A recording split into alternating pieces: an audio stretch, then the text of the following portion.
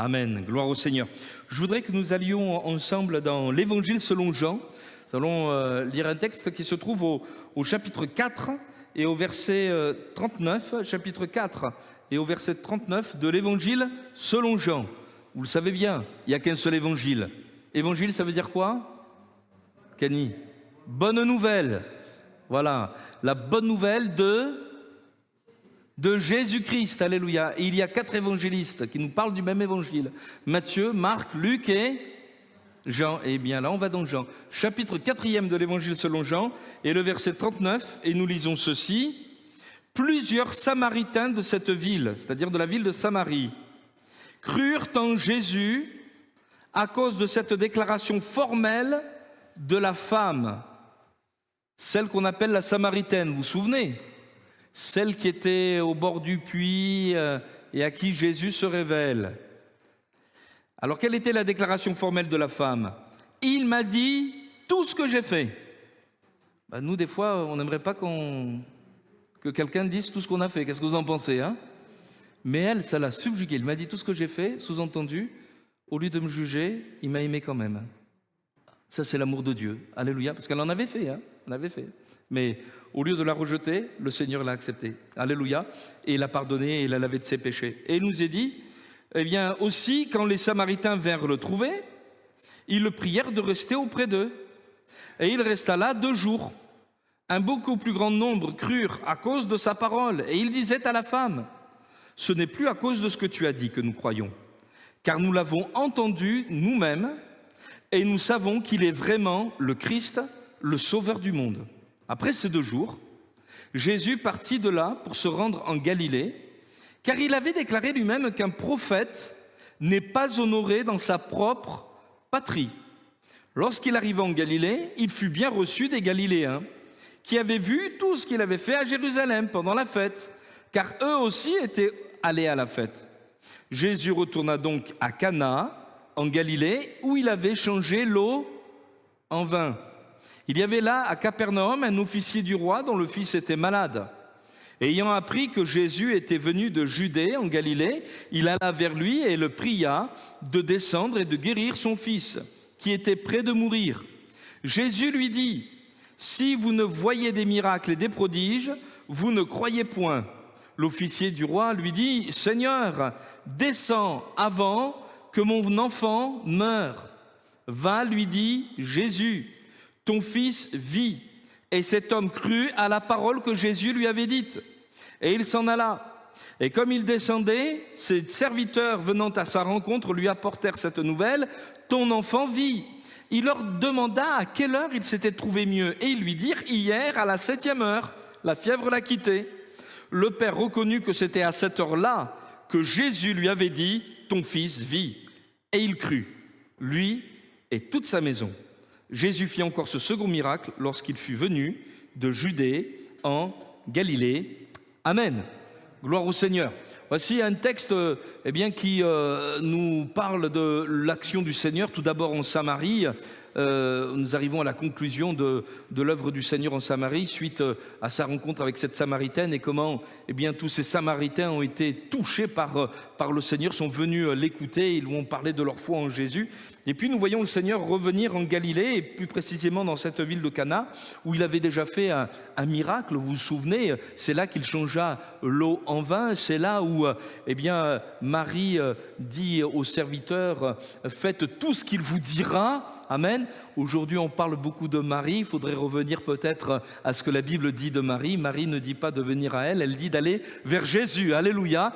Et puis du reste, vous savez que la Bible nous dit que Marie était la servante du Seigneur, une jeune fille d'une grande humilité, à qui Dieu a fait une grâce. C'est pas écrit Marie pleine de grâce. C'est toi à qui une grâce a été faite. Et cette grâce, le Seigneur veut la multiplier en notre faveur. Alléluia. En nous faisant découvrir, Jésus. Et donc, nous découvrons que dans cette ville de Cana, un homme se rend vers le Seigneur Jésus.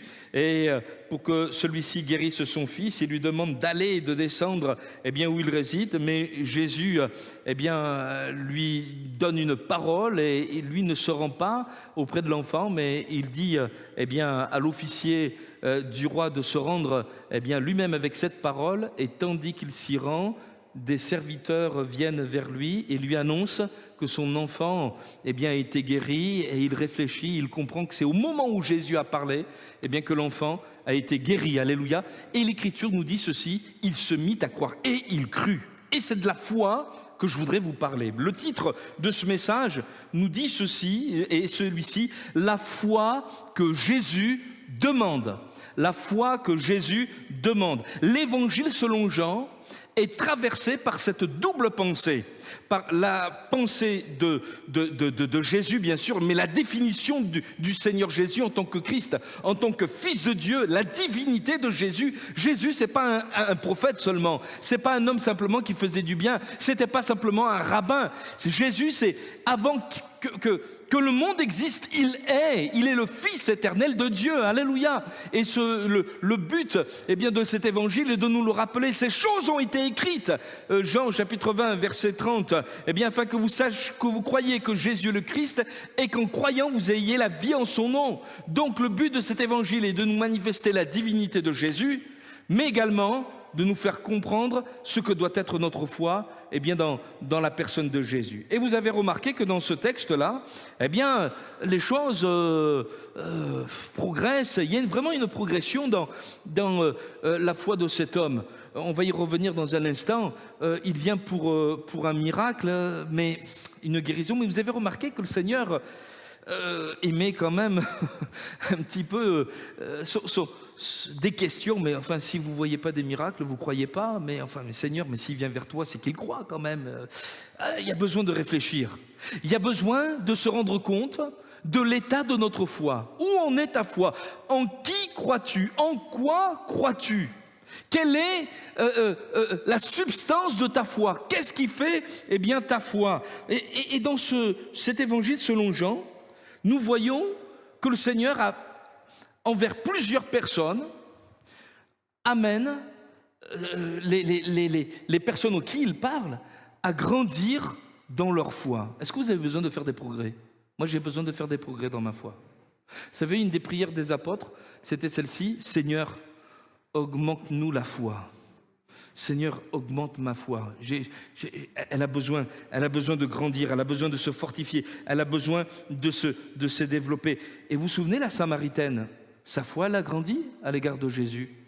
Dites-moi, votre connaissance du Seigneur, votre confiance à l'égard de Jésus, elle n'a pas besoin de grandir.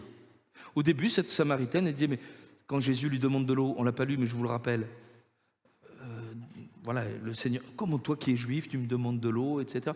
Pour elle, c'est un juif, c'est un homme comme un autre, un juif. Alors en plus, je ne lui parle pas, c'est un juif.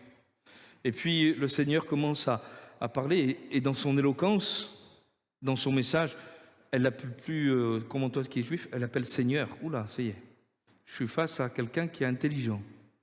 Et puis il va un peu plus loin, le Seigneur, parce qu'il lui révèle son passé, avec amour. Tu as raison de dire que tu n'as pas de mari parce que tu as eu 5 maris et celui avec lequel tu es, ce n'est pas ton mari. En cela, tu as raison. Ah, Seigneur, je vois que tu es un prophète. Un juif, un Seigneur, un prophète, et il va lui parler d'adorer Dieu en esprit et en vérité. Elle dira, mais le Messie, quand il viendra, il nous annoncera toutes ces choses. Je le suis, moi, qui te parle. Et on s'aperçoit qu'elle part d'un homme qui était pour elle comme un étranger, un ennemi, et elle découvre le sauveur de son âme. Alléluia, amen. Et je crois que nous aussi, on a besoin de faire ce voyage. On a besoin également que le Seigneur nous enseigne. On a besoin que notre foi, elle grandisse en intimité, en connaissance, en intelligence. Elle a besoin de se fortifier dans la personne de Jésus. Et c'est pour cela que nous allons voir ensemble que le Seigneur veut nous faire grandir dans la foi. Alors nous allons parler de la foi dans le témoignage. Notre foi aussi se construit par un témoignage. La foi dans le témoignage, la foi dans la guérison. Oui, il y a eu la foi dans la parole de Jésus et la foi dans la personne de Jésus. Parce que c'est cela le but. Non seulement que tu viennes chercher auprès du Seigneur eh bien, le secours dont tu as besoin, mais que bien plus que ça, une fois l'épreuve terminée, une fois le secours apporté, qu'est-ce qui va rester de ta foi?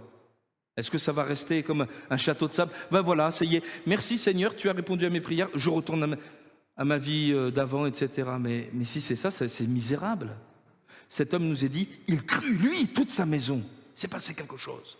Alors tout d'abord, le premier point que je voudrais voir avec vous, c'est la foi dans le témoignage. L'homme dont Jésus va éduquer la foi, c'est un officier du roi de la Galilée. Le roi de cette époque-là, c'était Hérode Antipas, qui était tétrarque. Et cet homme n'est pas à confondre avec le centenier. Vous savez qu'il y avait un serviteur qui était malade.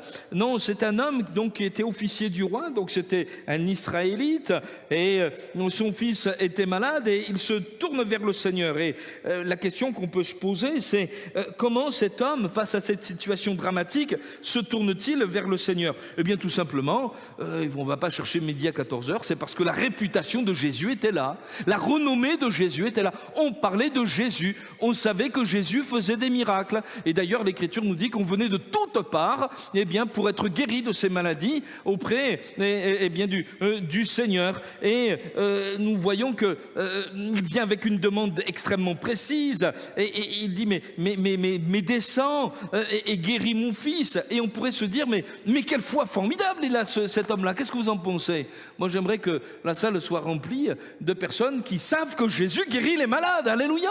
Parce que Jésus eh bien, répond à la prière, amen. Il est celui qui est capable de guérir les malades. Mais parfois, nous avons l'impression que lorsque nous sommes pris par nos difficultés, pris par nos problèmes, on oublie d'en passer par l'essentiel. Mais au fait, mais pourquoi Jésus est-il capable de guérir les malades? Et pourquoi est-ce que le Seigneur est-il capable eh bien, de mettre la vie là où il y a la mort? Parce que son fils, si personne n'agit, il est déjà mort.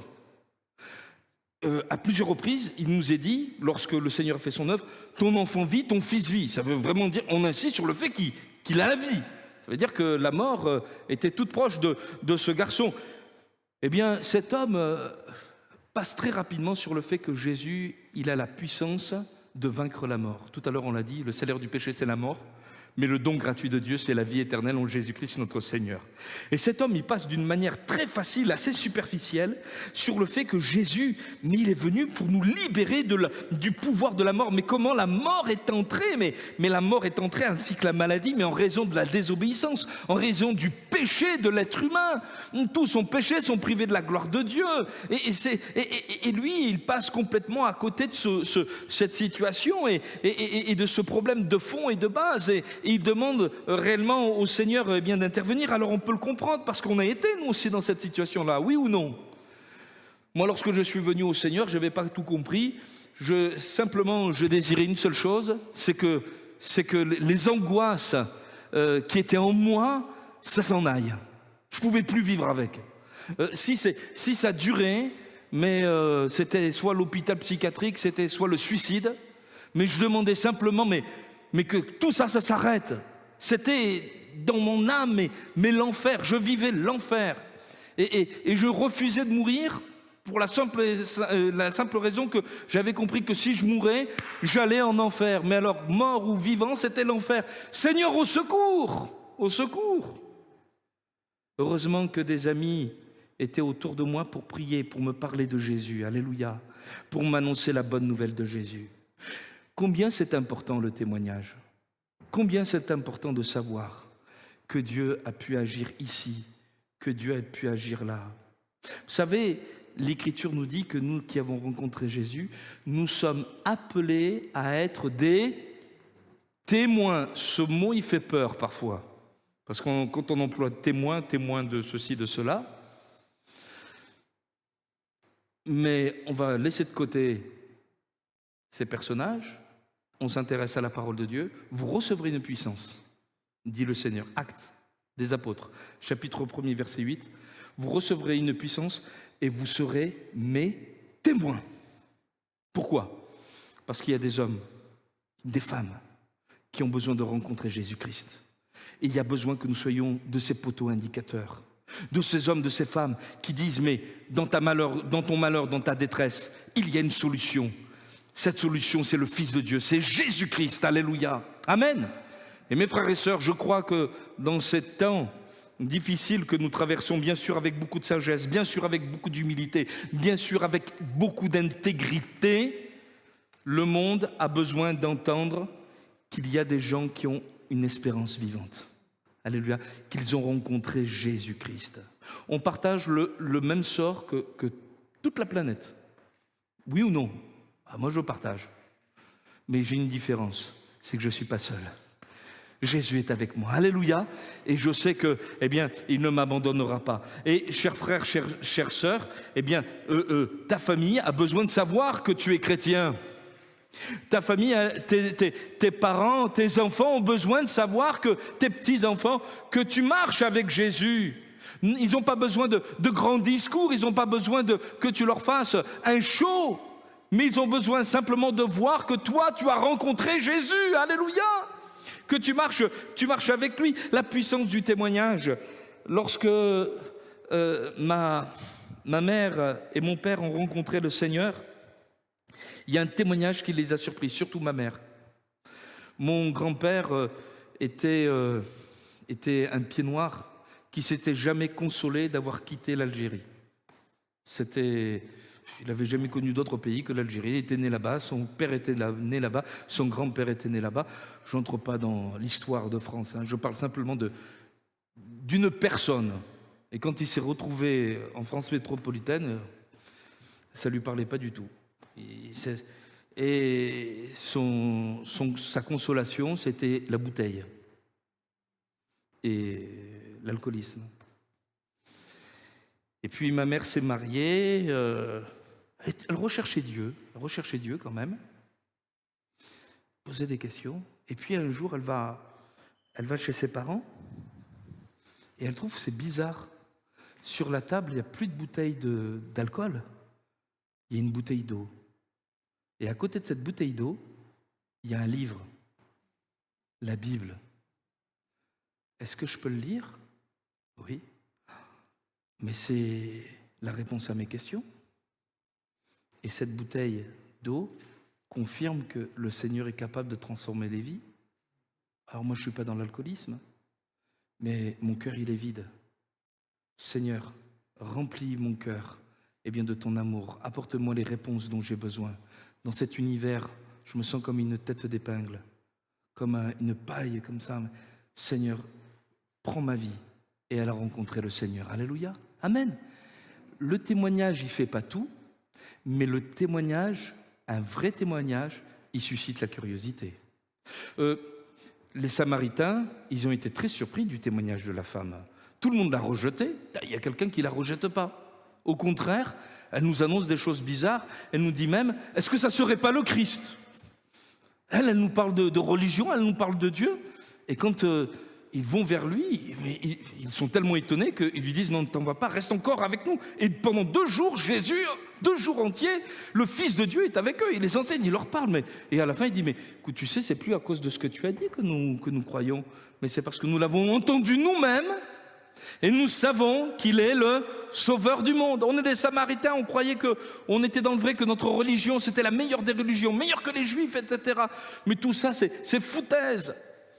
On a compris qu'il est venu pour nous sauver, qu'il nous a aimés. Nous aussi, les Samaritains, Dieu nous aime. Et le Fils de Dieu, le Sauveur, le Messie, le Christ, il est passé dans notre vie. Gloire à Dieu, alléluia, amen. Et la foi, elle se nourrit de témoignages, alléluia. Et combien, à partir du moment où ce témoignage trouve un écho dans le cœur, parce que il n'y a pas quelque chose dans ce texte qui vous a surpris? Vous me regardez, avec vos yeux là. Je dirais, mais on ne peut pas vous regarder avec autre chose que nos yeux, pasteur. Mais vous avez remarqué, regardez ce qu'il nous est dit. Il nous est dit ceci. Il avait déclaré, le Seigneur lui-même, qu'un prophète n'est pas honoré dans sa propre patrie. Et lorsqu'il arriva, il fut bien reçu des Galiléens. Mais enfin, Seigneur, tu es bien reçu par les Galiléens, mais juste avant, tu nous dis que, tu n'es pas honoré même dans ta propre... Tu t'es pas trompé là? Non, c'est pas le Seigneur, il se trompe jamais. Comment est-ce qu'on doit recevoir le Seigneur? Alors, dans 1 Thessaloniciens, au chapitre 2 et au verset 13, je vais vous le lire. voici, il y a une réponse qui nous est donnée. 1 Thessaloniciens, au chapitre 2 et au verset 13. Vous savez, ce n'est pas tous ceux qui disent Seigneur, Seigneur qui entreront dans le royaume de Dieu. Ce n'est pas parce que j'ai des parents chrétiens, que tu as un grand-père pasteur ou une arrière-grand-mère qui marchait avec le Seigneur, que ça fait de toi un enfant de Dieu. Regardez 1 Thessaloniciens chapitre 2 et le verset 13, Paul dira « Nous rendons continuellement grâce à Dieu de ce qu'en recevant la parole de Dieu que nous vous avons fait entendre, vous l'avez reçue non comme la parole des hommes, mais ainsi qu'elle est véritablement comme la parole de Dieu qui agit en vous qui croyez. Amen. » C'est-à-dire que, eh bien, Jésus dira « Il ne m'honore pas en tant que prophète, il m'honore en tant que Galiléen, qui a fait un effet à Jérusalem auprès des docteurs de Jérusalem. Et pour une fois, il y a un Galiléen qui est méprisé par ces gens de la ville, qui est capable eh bien, de leur tenir la dragée haute. Et c'est un petit peu du nationalisme, du régionalisme, de la culture qu'il a. Nous, on a une culture, vous comprenez. Vous savez, moi, je suis né dans un pays où le christianisme, voilà, il y a des églises, etc. Je connais mais le Seigneur, il s'en fiche de tout ça, excusez-moi. Si votre foi, elle est bâtie uniquement sur de la culture, où vous avez lu des livres, mais le Seigneur, pardonnez-moi de mon langage, il n'en a rien à faire de ça. Le Seigneur, ce qu'il désire, c'est, comme ces Samaritains, est-ce que suite au témoignage que tu as entendu de Jésus, est-ce que tu es venu le rencontrer? Est-ce que tu as eu un cœur à cœur? Est-ce qu'il y a eu une démarche de ta part pour chercher le Seigneur Jésus? Alors cet homme, il est venu vers le Seigneur avec son problème, et l'officier cherchait auprès de Jésus la guérison, et il a raison parce que Jésus est venu pour nous libérer du mal. Dans l'évangile selon Matthieu au chapitre 8 et au verset 16, il y a un texte merveilleux qui reprend le livre d'Ésaïe. Il nous est dit le soir, on amena des démoniaques auprès de Jésus. Il chassa les esprits par sa parole. Il guérit tous les malades afin que s'accomplisse ce qui avait été annoncé par Ésaïe le prophète. Il a pris nos infirmités. Il s'est chargé de nos maladies. Alléluia. Vous pouvez le répéter, s'il vous plaît, ça? Regardez, on va le répéter ensemble. Il a pris nos infirmités. Il s'est chargé de nos maladies. Et il est même dit, il guérit tous les malades. C'est merveilleux ça, j'aurais aimé être là. Hein. Amen.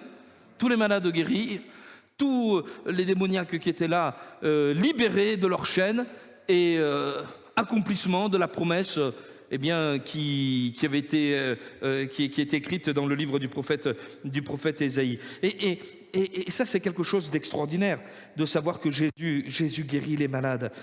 Mais quand je lis ce texte de l'Écriture, je m'aperçois que le Seigneur, il n'est pas au diapason avec la prière de cet homme-là. Et peut-être que quelqu'un, au milieu de nous, demande à Dieu de certaines choses. Ta demande, elle est légitime, mais tu sens que, de toute façon, l'exaucement ne vient pas. Et tu sens que ta prière, elle a besoin d'évoluer. Dites-moi, votre prière, est-ce que vos points de vue n'ont jamais évolué tandis que vous étiez en train de prier? Ça vous est jamais arrivé? Moi, ça m'est arrivé, plusieurs fois. J'ai dit non, alors là, Seigneur, c'est niette. Là, tu vois ça, c'est pas possible. Et puis, je prie le Seigneur, et je ne sais pas ce qui se passe, mais un fléchissement qui vient dans mon cœur. Et je m'aperçois que par rapport à une situation où j'étais raide comme ça, eh bien, dans la prière, le Seigneur, il fléchit mon cœur. Il me rend doux comme un agneau. Voilà. Oh, mais pasteur, un pasteur, c'est toujours doux comme un agneau. Et là, le Seigneur, il fléchit ton cœur, là. Et lorsque tu te retrouves face à la situation avec ces personnes, tu n'es plus le même, tu te reconnais même plus parler. Et je me souviens bien, dans une certaine situation, on disait, si tu étais venu 1 heure avant, je n'aurais pas parlé comme ça, je ne sais pas ce qui se passe, j'ai prié, j'ai complètement changé. Le Seigneur m'a donné un autre état d'esprit. Alors oui, alors je vais accepter ce que tu me dis, et voilà. Mais on a besoin de laisser le Seigneur fléchir notre cœur. Qu'est-ce que vous en pensez? Alléluia. Amen. Et de dire, on a besoin de passer du temps dans la prière. Et là, Jésus lui dit quand même ceci. Il lui dit, je reprends donc au verset 48, au chapitre 4, verset 48, il lui dit, si vous ne voyez des miracles et des prodiges, vous ne croyez point. Enfin, Seigneur, il croit en toi, puisqu'il te demande de guérir son fils. Force est de constater que pour Jésus, c'est pas ça la foi. Parce qu'en réalité, la foi, elle se nourrit de la personne de Jésus. Et celui qui est au centre de notre foi, ça doit toujours être Jésus-Christ. Or, ce qui est au centre de sa foi et de sa demande, ce n'est pas Jésus, c'est la maladie de son fils. On comprend bien. On aurait été à sa place de cet homme, j'aurais été pareil. On comprend, même pas besoin de l'expliquer. Voilà, mais on n'est plus là dans du sentimentalisme, on n'est plus dans de l'émotionnel, on est dans du spirituel. Et on a besoin d'être intelligent et de changer nos vues et de dire, Seigneur, qu'est-ce qui se passe? Parce que Jésus connaît également le cœur de l'homme qui désire de voir plutôt que de croire. Si vous ne voyez des miracles, vous ne croyez point. Vous savez, il y a plein de personnes qui veulent voir tant et tant de miracles parce qu'ils raffolent du spectaculaire, du sensationnel. Pour eux, une réunion, une église qui est bénie, c'est une église où on doit voir des choses, des miracles et des soucis. Alors comprenez bien, je ne suis pas du tout contre les miracles. Et on a prié et on prie qu'il y ait des signes, des prodiges et des miracles. Mais l'église, ce n'est pas un show. Excusez-moi, parfois, on assiste à certaines choses. C'est plus des prédications, mais c'est du stand-up évangélique. Vous voyez? Et vous savez, il y a des réunions dans la Bible qui nous sont racontées, il n'y a aucun miracle. Au contraire, on veut même mettre à mort le prédicateur. Je pense à Jésus, tout d'abord, quand il commence à Nazareth, qu'il ouvre l'Esprit du Seigneur est sur moi, cette parole est accomplie, etc. Et quand Jésus commence à s'exprimer, qu'est-ce qu'on veut faire? On veut le supprimer, on veut le tuer. Et puis d'autres hommes de Dieu également. Pourtant, le Saint-Esprit agissait. Attendez, c'est Jésus qui est là. Il n'y a pas eu de miracle, mais est-ce que ce n'était pas une bonne réunion? Et parfois, notre vue a besoin d'être complètement changée, parce que ce qui est important pour nous, c'est qu'il y ait une action du Saint-Esprit, c'est qu'il y ait des convictions, c'est qu'on repart en disant, mais Jésus, tu étais là, et même si mes yeux n'ont rien vu, mon oreille a entendu, et tu m'as parlé. Tu as révélé quelque chose de ma vie que personne ne sait, que personne ne voit. Tu m'as convaincu de péché. Tu m'as convaincu également de ton pardon et tu veux me libérer. Mais c'est ça dont j'ai besoin. Plus peut-être que de rire parce que le pasteur a fait une blague. L'église, ce n'est pas le lieu des blagues. L'église, c'est le lieu où la parole de Dieu est proclamée. Alléluia. Ici, on peut sourire, mais gloire au Seigneur. Et vous savez, je ne suis pas contre. Que Dieu soit béni. Mais nous avons besoin que notre foi soit dans une proximité avec le Seigneur, qu'elle dépende de Jésus, et non pas des choses extérieures.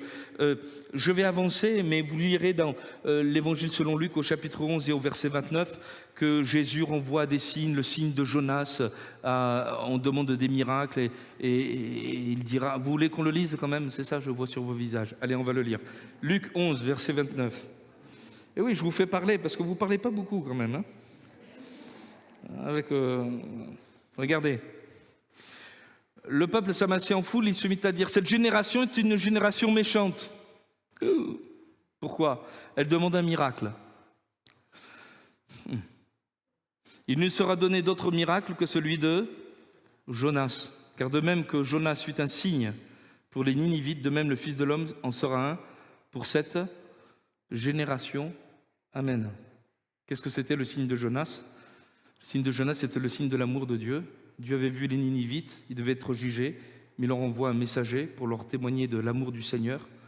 C'est le signe également de la désobéissance de l'être humain, Jonas qui désobéit, mais c'est également le signe de la victoire sur la mort, parce que Jonas, il est absorbé par un poisson, mais il en ressort vivant. Alléluia.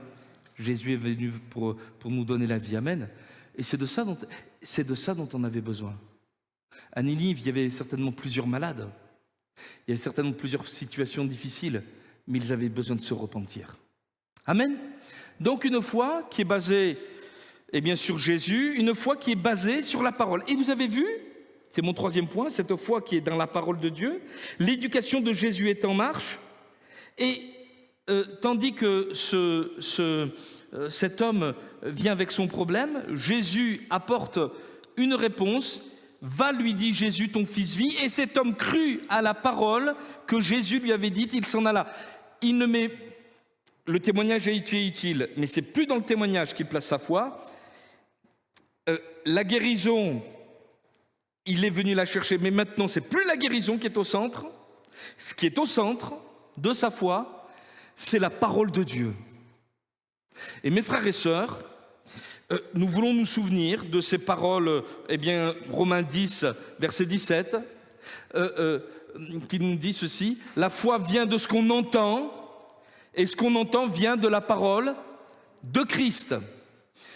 Tout à l'heure, je disais que l'émotionnel, le visuel, le factuel est en train de devenir l'objet de toute notre attention, et même dans les églises. Mais en réalité, le Seigneur ne bénira jamais autre chose et n'accomplira jamais autre chose que ce qui est écrit.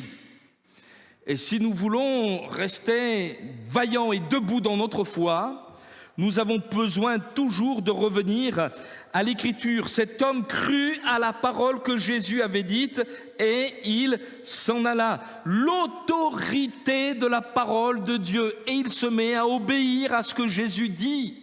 Il se met à obéir à la parole du Seigneur. Il n'a pas vu, mais il croit. Et c'est ça la foi. Si tu crois, tu verras la gloire de Dieu. C'est plus dur. Oui, mais c'est ça la foi. Je crois que ce que je vois. Oui, mais non, c'est pas la foi, ça. La foi, c'est tu fais confiance en celui qui te parle. Tu fais confiance en celui qui, du haut des cieux, t'adresse la parole. À celui qui est en relation, en communion avec toi. Et il te dit, va. On va y revenir dans une minute. Va. Et combien nous avons besoin de prêter attention à la parole de Dieu. Vous savez, la parole, il n'y a rien de plus simple. Mais c'est par cette parole que tu es sauvé. Si tu crois, tu verras la gloire de Dieu. Si tu... Père, pardonne-leur, car ils ne savent pas ce qu'ils font. Les paroles, elles sont là, elles sont simples. D'ailleurs, mais c'est simple alors le salut. Je crois dans une parole. C'est simple pour toi, pour moi, oui. Mais pour lui, c'est le sacrifice. Nous avons besoin de connaître la parole de Dieu. Nous avons besoin d'entendre cette voix, nous avons besoin de cette intimité, nous avons besoin de cette confiance, nous avons besoin d'entendre la voix de Dieu, nous avons besoin de comprendre que tout est écrit et que tout a été accompli pour notre salut. Vous savez, quand Dieu agit, avant d'agir, il parle.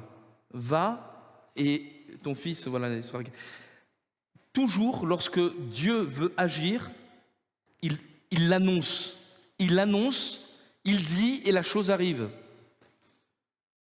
Exemple de Noé, le déluge va venir, l'arche, voilà, tu vas la construire. C'est pas Noé qui comprend qu'il y a un déluge qui va venir et qu'il doit construire une arche. C'est Dieu qui lui annonce tout. Et le jugement qui va venir, le déluge, et le moyen de s'en sortir et d'être sauvé, l'arche. Nous avons tout pleinement dans la parole de Dieu. N'essaye pas de trouver par toi-même, etc. Mais reviens à celui qui sait tout, alléluia. Et qui veut te parler, amen, et qui veut te dire je t'aime d'un amour éternel, j'ai tout prévu pour toi. J'avance et je termine. Mais il y a de quoi dire sur tout cela, sur notre rapport à l'Écriture, d'autant que nous sommes dans des temps où, hélas, mes chers frères et sœurs, j'ai l'impression que même la Bible devient de moins en moins une source d'inspiration pour les enfants de Dieu. C'est à ça que Jésus voulait faire venir cet officier. Tu as entendu parler de moi, c'est bien, les témoignages sont magnifiques. Tu sais que je suis capable de guérir et de faire des miracles. C'est formidable, c'est bien. Mais maintenant, c'est ma parole. Maintenant, c'est ma parole qui prend autorité. Et obéis à ce que je te dis. Fais ce que je te commande. J'ai envie de vous lire un texte de la Bible qui se trouve dans la première épître de Jean, parce que il nous parle de commandement. Et le verset 4, chapitre 2 de la première épître de Jean nous dit ceci. Celui qui dit « Je l'ai connu » et qui ne garde pas ses commandements, donc il y a des commandements quand on marche avec Jésus, est un menteur et la vérité n'est point en lui. Quand on a rencontré le Seigneur, on obéit à sa parole. Et ces commandements ne sont pas difficiles parce qu'on est né de nouveau. Alléluia. Je termine. Et c'est mon dernier point. Et cet homme crut dans la personne de Jésus. Et c'est à cette foi-là que Jésus a voulu faire venir cet homme-là. La conséquence de la foi placée en Jésus, ça va développer une victoire formidable puisqu'il va voir son fils, il va comprendre que c'est pas le hasard, il va faire une recherche, il n'a pas mis son cerveau en veille, il dit mais attends, est-ce que c'est le hasard ou c'est vraiment la parole de Dieu qui s'est accomplie? C'est à quelle heure que mon fils est allé mieux? C'est à telle heure, c'est à la 7e heure.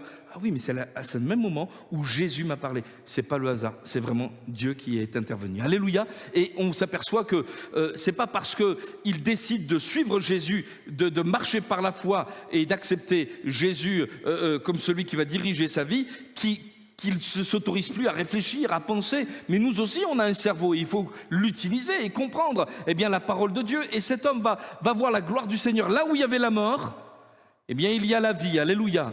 Et je termine en disant ceci, c'est mon dernier point. En réfléchissant, et je crois que le Seigneur m'a parlé et je voudrais vous en faire part.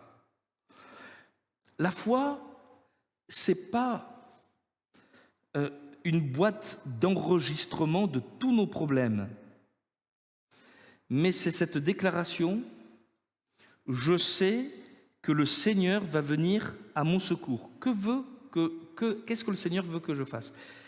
Il veut que j'aille sur ce terrain de la foi. Il veut que j'aille au-devant des événements. Il veut que je sois assuré que toute chose concourt au bien de ceux qui aiment Dieu. Cesse de te préoccuper de savoir comment le Seigneur va résoudre le problème. Ce n'est pas ton affaire. Tu n'es pas le Seigneur. Cet officier, il a dit, mais descends, guéris. Jésus, il n'obéit pas à cet homme-là. Qui c'est le maître? C'est nous ou c'est Jésus? C'est lui, c'est à nous d'obéir. Jésus lui dit, va, ton fils vit. Et comment le Seigneur fait, c'est pas notre problème, on ne sait même pas, c'est Dieu, c'est un miracle. Mais ce qu'il y a de sûr, c'est que la foi, elle est là. Et la foi, c'est accorder à Jésus toute son autorité dans notre vie. Seigneur, je ne sais pas comment tu vas t'y prendre pour mes enfants, je ne sais pas comment tu vas t'y prendre pour mon travail, je ne sais pas comment tu vas t'y prendre pour telle ou telle situation, mais je vais de l'avant. Et vous avez remarqué que la foi, elle nous rend dynamique. On pourrait parler d'Abraham qui partit sans savoir où il allait, une direction, et Dieu l'a béni, alléluia. Dieu ne te bénira pas si tu n'obéis pas à ce mouvement de foi. Lève-toi et marche. Marche avec ton Dieu. Ne dis pas, c'est trop dur, il y a des tentations, on ne va pas m'aimer. Mais écoute, le Seigneur va amener sa victoire pas à pas dans ta vie, mais engage-toi, marche avec lui, suis-le et va vers cette situation où les problèmes résident. Et peut-être que quelqu'un ce matin s'est réfugié un petit peu dans cette salle en voulant fuir un problème. Et la réponse que le Seigneur nous dit, ne fuis pas, va, obéis à la parole. Rends-toi obéissant, va, et c'est le Seigneur qui va résoudre lui-même cette situation, cette difficulté. Alléluia. Amen. Gloire à Dieu. Vous voulez bien qu'on se remette entre les mains du Seigneur? On va prier ensemble. Seigneur Jésus, nous te rendons grâce et nous te bénissons pour ces moments merveilleux que nous passons. Seigneur, je te prie, Seigneur, pour celle qui, dans cette matinée, se retrouve peut-être acculé par un problème, une difficulté. Seigneur, qui étudie, qui considère la situation, qui peut-être même s'approche de toi en évoquant toutes les solutions possibles que tu pourrais apporter. Et tu nous dis simplement maintenant, Seigneur, de cesser de nous agiter, mais d'obéir à ta voix. Et Seigneur,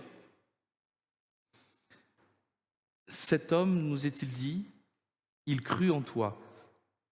Il crut dans ta personne. La finalité de sa foi, ça a été d'avoir une relation personnelle avec toi, que tu sois son roi maintenant, que tu règnes pleinement, que ce ne soient plus les événements qui déterminent notre foi, ni ce que l'un ou l'autre peut dire, mais que notre foi dépende uniquement de ta personne, et toi tu ne changes pas. Tu es le même hier, aujourd'hui, éternellement. Tu ne changeras jamais, tu ne peux pas changer. Tu es Dieu. Les hommes changent, mais pas toi. Et Seigneur, nous te rendons grâce. Et je te prie, Seigneur, afin que celui qui est venu peut-être dans son instabilité ce matin, dans son découragement, dans son désarroi, dans peut-être une crise émotionnelle, voit les yeux de son cœur ouverts, illuminés par ton Saint-Esprit et voit Jésus ne change pas. Il ne s'agite pas. Toutes choses sont entre ses mains. Et il nous dit, va, je suis avec toi. Seigneur, bénis mes frères, bénis mes sœurs, et particulièrement celui seul qui a eu besoin d'entendre cette parole, afin qu'il retourne avec l'assurance que sa vie, sa situation, elle est entre tes mains. Et que là où il y a eu la défaite, tu mets la victoire. Là où il y a eu la mort, tu mets la vie. Tu mets la réconciliation, tu mets le pardon. Seigneur, nous te rendons grâce. Et nous te bénissons, Père Céleste. À toi la gloire, Jésus. Amen. Amen. Que Dieu vous bénisse. Amen.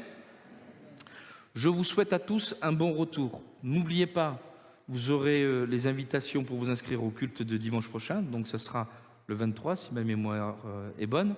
Mais mardi 20h, réunion de prière tous ensemble. On bénit et on loue le Seigneur, mais surtout on prie et on écoutera la parole de Dieu. Que Dieu vous bénisse. À très bientôt, mes frères et sœurs, sous le regard de Jésus.